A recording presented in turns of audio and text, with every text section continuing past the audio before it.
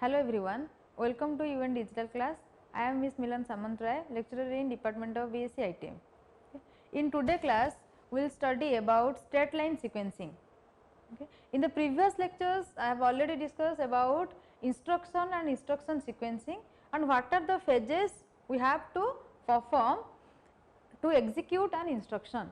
In this lecture, we will see how the instructions are executed in a straight line manner, that means one after another sequentially. So, let us take an instruction C equals to A plus B. It is written in our programming language. So, how we will execute this, or when we are executing C equals to A plus B instruction which is written in a high level language, to execute this we have to convert it into assembly level language notation or register transfer notation.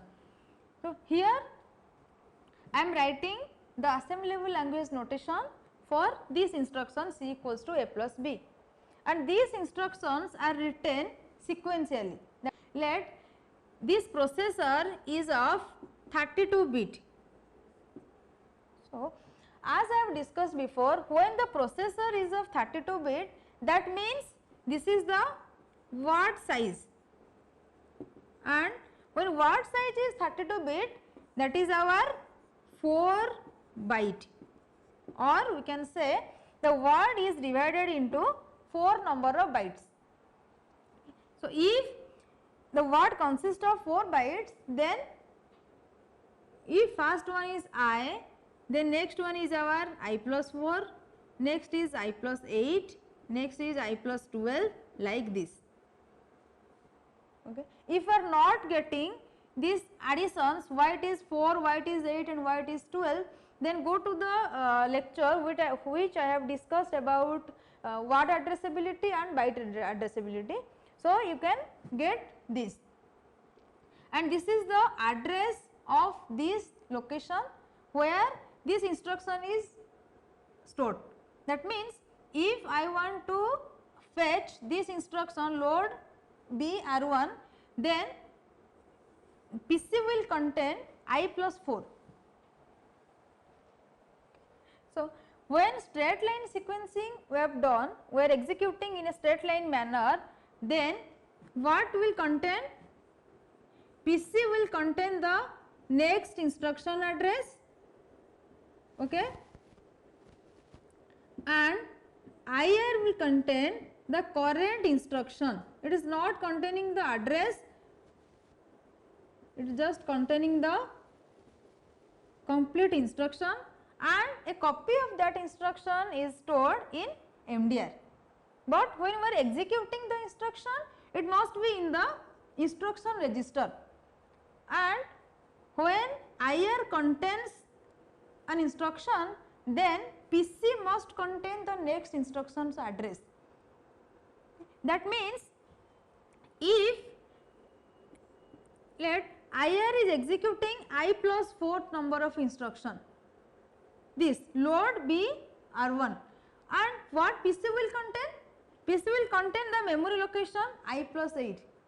Then automatically after executing this instruction, we will execute this, because when we are doing the fetching operation, we have to first fetch that instruction which address is stored in the PC, and by looking into the PC we can know what is the next instruction to be executed, and by looking into the IR we can see the, or we can get the information about the current instruction which is under the execution.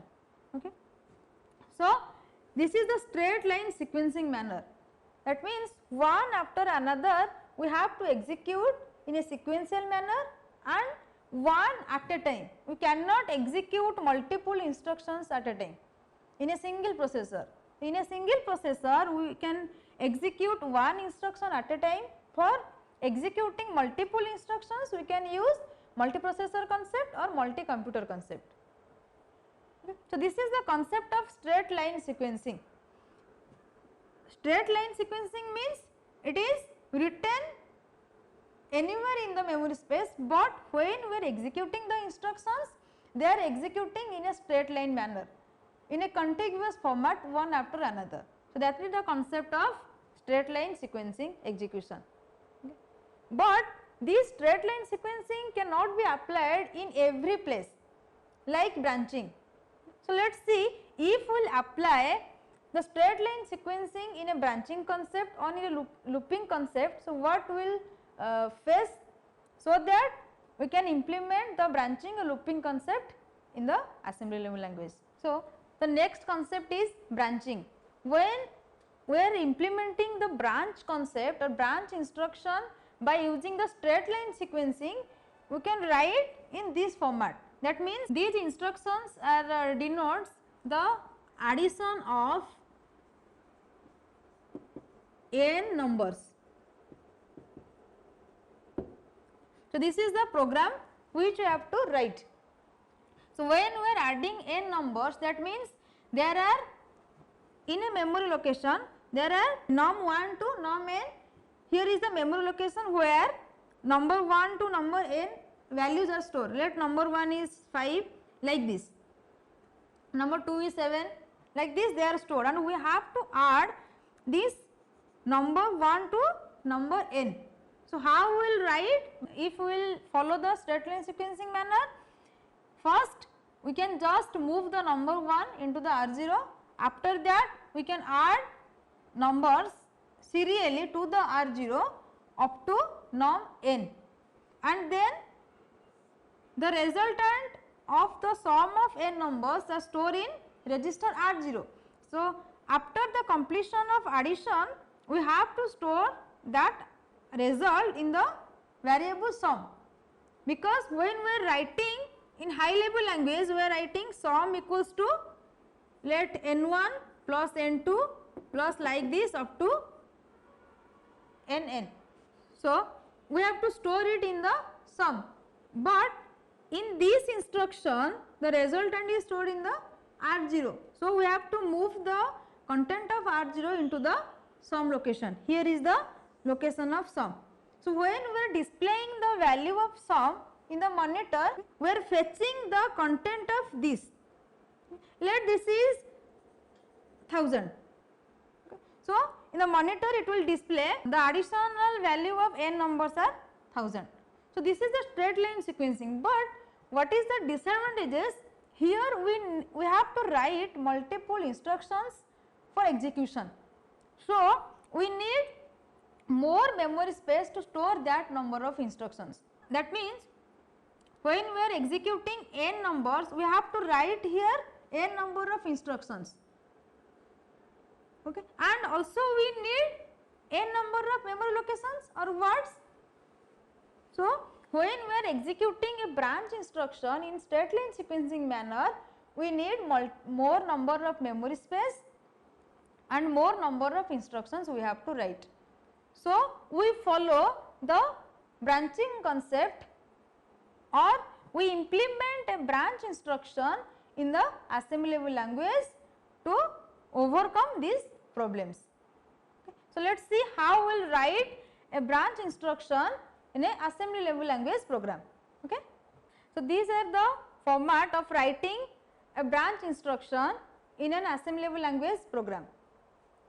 And a branch instruction introduce a new address into the PC. That means, when a branch instruction is coming into the execution, then after that, then we know that PC must contain the address of this location. So, this instruction, but here when the branch condition is satisfied, the PC will contain the address where the loop started, the starting point of the loop. So, when we are executing and branch instruction, okay, then PC targets to the starting point of loop if condition satisfied.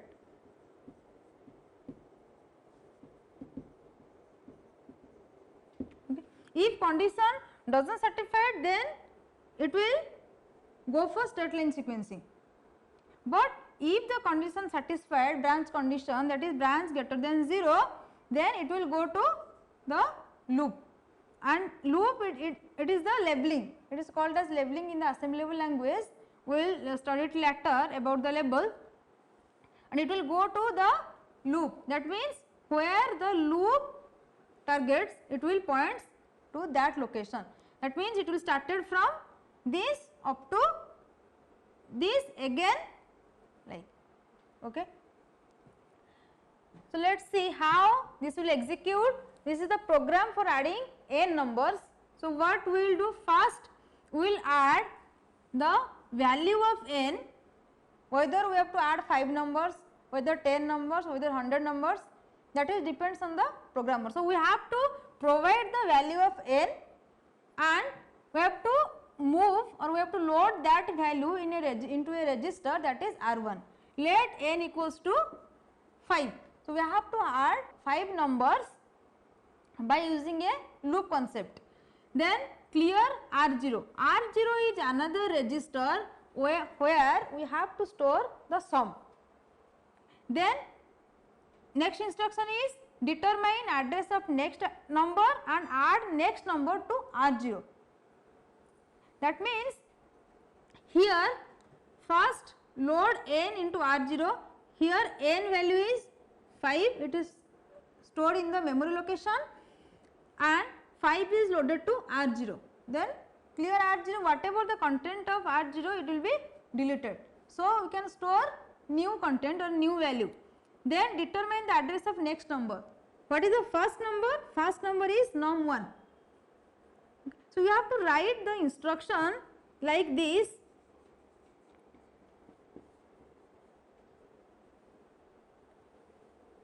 Into R0. That means you have to add num into the R0 for every value of n, whether it is 1 to n, here for this example it is 1 to 5. So we have to add number 1, 2, 3, 4 and 5, which is stored in the memory location. So from this we have to collect the next number address and add the next number to the R0. Next is an address field which stores the address of next number to be added, and that number will be added to which register? It is to the R0. So let we are adding 10 numbers, we are inputting 10, 12, 13, 15 and 18. So num1 points to the 10. So first 10 will be added into the R0. So now R0 content is 10. Then decrement R1. Now R1 is, this is the R1 value. So now R1 is decremented to 4. Decremented means you have to decrement only 1. That means R1 value is now n minus 1 every time. So then branch greater than 0, yes, the value of this is greater than 0, 4 is greater than 0, condition true, then go to the loop. So what is the loop? Then again determine the address of next number. What is the next number? 12, and you have to add that 12 into the R0, and also you have to store that sum in the R0. So what is the new value of R0? That is 10 plus 12, that's it, that is 22. So now R0 contains the value 22. Then decrement R1, now the R1 value is 3. Then branch greater than 0, yes, 3 is greater than 0. So go to the loop. It will PC will points to the loop address. So what is the address? Here the instructions are, you have to get the next number. What is the next number? It is 13.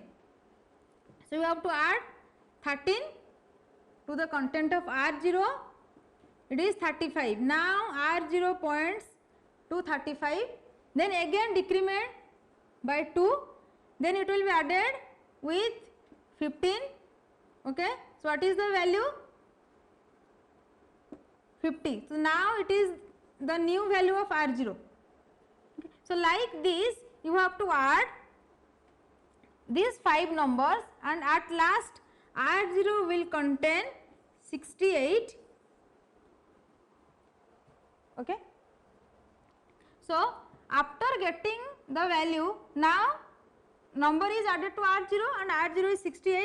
So, it is decrement to 0 because every number is added and now R1 contains the value 0. So, branch is greater than 0? No, it is not true. So, it is if the condition is not satisfied, then PC will hold the next instruction. What is the next instruction? You have to move the content of R0 into the location sum. So, what is the content? It is 68. So, you have to store here the sum, you have to store the 68 value into the location sum. When we are displaying that value in the output, let in the instruction printf or cout instruction in the C++. So, we have to display the content of this location sum. So, this is the format of writing a branch instruction, or we have to insert the branch instruction like this, and when the branch condition satisfied, then PC will contain the address of branch target. What is the branch target means? The starting of the loop. Where the loop started, PC will hold that value if the condition is satisfied. If not satisfied, then it will go to the next instruction and it will execute all these instructions by a straight line sequencing manner. So, this is a special case where we are inserting a branch instruction and we are executing like this. So, go to the next concept, it is condition code. Why we need condition code? Because when I am talking about the branch condition, a condition may generate the following values. So, processor has to keep track of the conditions which is generated by the conditional statements, and it has to store that value in a register. It is called as condition code register, or sometimes we called it as condition code flags. So, what is a flag determined? Flag is a boolean type of variable which stores only two values, either 0 or 1, but other variables they stores multiple number of values, any values you can store, but in a flag type of variable you can store only two values, 0 and 1. So, condition codes basically stored in the condition code flags or condition code registers, which is used by a processor to keep track of the operations or the result which is provided or generated by the branch statements or conditional statements. So, let us see what are the flags. One is N, next one is Z flag, next is V, and another one is C flag. So, N flag determines the negative and Z flag stores the value for Z 0 and V for overflow and C for carry. That means when the result is negative, this flag value will be 1. If the result is positive, then the flag value is 0. As I have told you, what? The flag contains only 0 and 1. So, according to the result, we have to set the flags. So, what is 1 if negative and 0 if positive, okay? And here when the Z flag will be 1, it will contain 1 when the result is 0, okay? Result is 0, then this flag will be set to 1. So, here in this column I will write the results which sets the flag value to 1 and here the flag value for 0. So, when result is 0, this flag contains the value 1, and when result is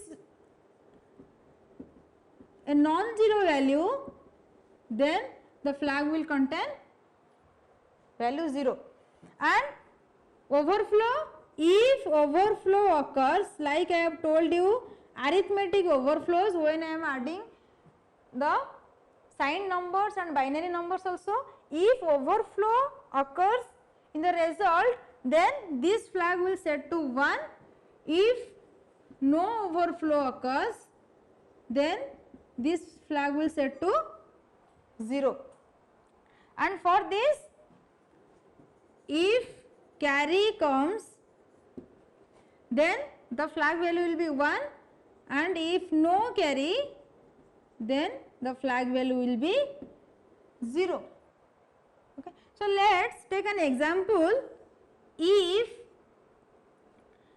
there is a number or there is a result which a processor wants to know that which type of result is this. There are the flag values. So, the n value will be 1, V is 1, Z is 0 and C is 0. And here is the value of the number, the binary value of that number or the result. So, what the processor gets the information from this, that this result is a negative value and it contains an arithmetic overflow, and also the result is a non-zero negative value without carry but with overflow. So, like this, a processor can get the information about the result from the condition code flags or condition code registers. So, this is all about the fundamentals which we are using during the instruction sequencing and instruction execution. So, in the next class we will see how the operands will be addressed in an instructions, or how we will fetch different types of operands which is written in an instruction from the memory. So, thank you.